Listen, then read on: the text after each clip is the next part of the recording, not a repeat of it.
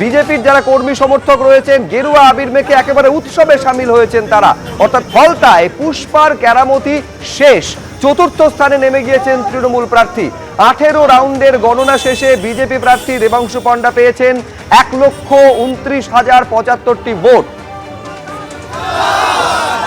আমি সরাসরি কথা বলবো, হিন্দোল দে আমাদের প্রতিনিধি রয়েছেন। একেবারে ভোট গণনা যত শেষের দিকে পৌঁছচ্ছে হিন্দোল, তত এগিয়ে থাকার ব্যবধান, বলা ভালো জয়ের ব্যবধান আরো বাড়িয়ে চলেছেন বিজেপি প্রার্থী। কি ছবি? একেবারে শুভজিৎ, তোমাকে বলে রাখি বিজেপি প্রার্থী জয়ী হিসাবে ঘোষণাটা শুধু সময়ের অপেক্ষা।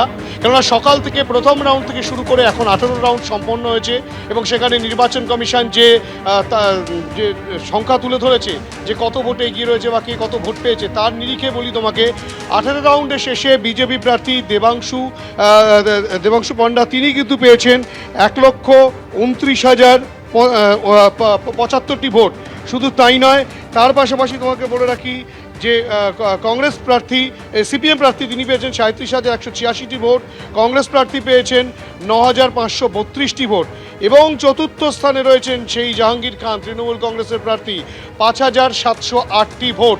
অর্থাৎ দফায় দফায় যতগুলো রাউন্ডে গণনা হয়েছে, মোট 21টি রাউন্ডে গণনা হবে, তার মধ্যে 18 রাউন্ডের গণনা শেষ হয়েছে। সেখানে এগিয়ে থাকার নিরিখে প্রায় 1 লক্ষ কয়েক হাজার ভোটে কিন্তু এই দেবাংশু পণ্ডা তিনি এগিয়ে রয়েছেন এবং সে প্রথম রাউন্ড থেকেই কিন্তু তিনি এগিয়ে ছিলেন, এখনও পর্যন্ত তিনি এগিয়ে রয়েছেন।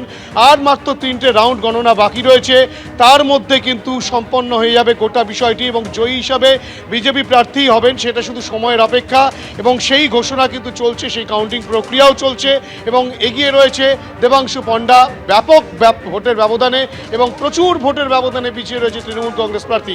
দ্বিতীয় স্থান অধিকার করছে এখনো পর্যন্ত যা দেখা যাচ্ছে সিপিএম প্রার্থী যিনি রয়েছেন তিনি। শুভজিৎ, ধন্যবাদ হিন্দোল।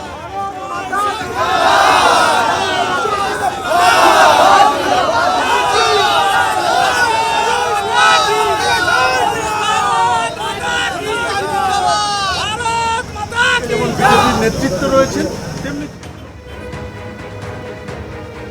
বড় জয়ের থেকে বড় বিষয় হচ্ছে যে তৃণমূলের 4 নম্বরে থাকা। এই যে গত লোকসভা নির্বাচনে অভিষেক বন্দ্যোপাধ্যায় এত বিপুল ভোটে জয়লাভ করেছেন এবং তার মূল কারিগর ছিল হচ্ছে ফলতার জাহাঙ্গীর খান, যে 1 লক্ষেরও বেশি ভোটে লিড দিয়েছিল এই বিধানসভা থেকে অভিষেক বন্দ্যোপাধ্যায়কে। তাহলে এবার বোঝা যাচ্ছে তো ডায়মন্ড হারবার মডেলটা আসলে কি মডেল ছিল। বাংলার মানুষ বুঝতে পারছে, আর কেউ বুঝতে পারুক না পারুক, যে এই ডায়মন্ড হারবার মডেল আসলে ফাঁপা মডেল ছিল, চুরির মডেল ছিল, জোট চুরির মডেল ছিল। এবিপি আনন্দ, এগিয়ে থাকে, এগিয়ে রাখে।